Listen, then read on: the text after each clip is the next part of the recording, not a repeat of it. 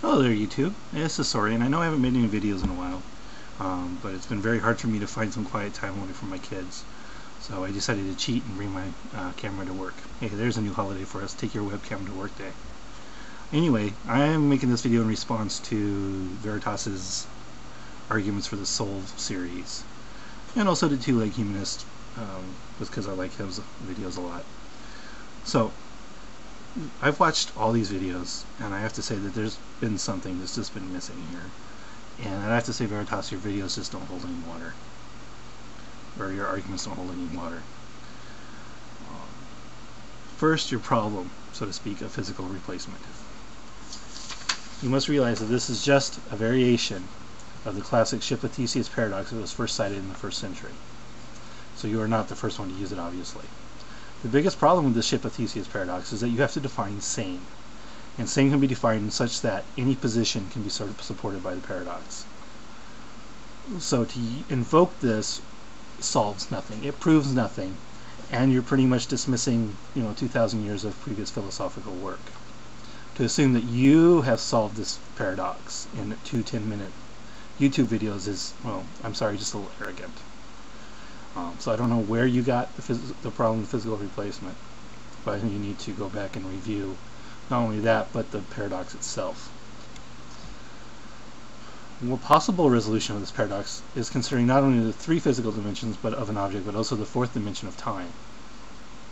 David Lewis, in his book Survival and Identity, using the river paradox, says, you never cross the same river twice, stated it like this.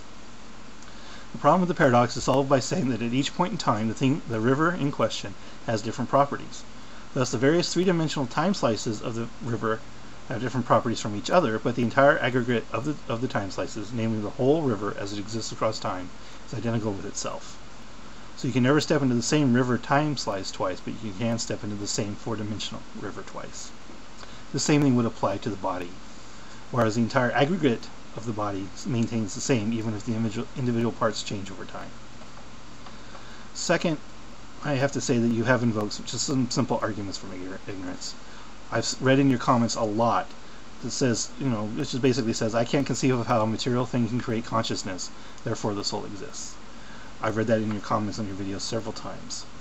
But even you must see the flaw in that. The problem here is not only the simple logical fallacy of the argument from ignorance, but you must realize at this point in time, it is very hard for us to understand how consciousness works or came into existence.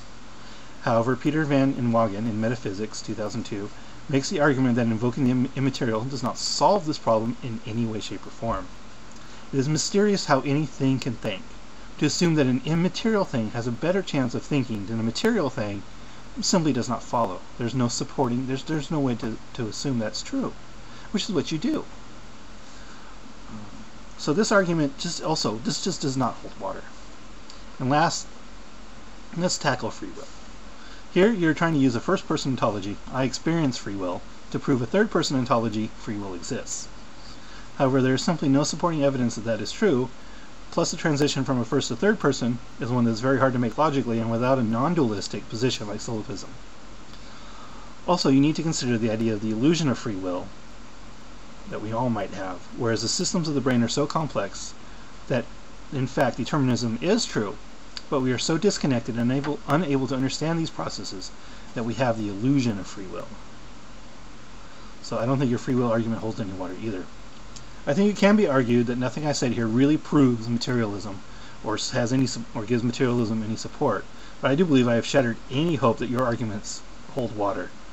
In other words, the position, I don't know, may be the best possible and most intellectually honest position we can take. Thank you.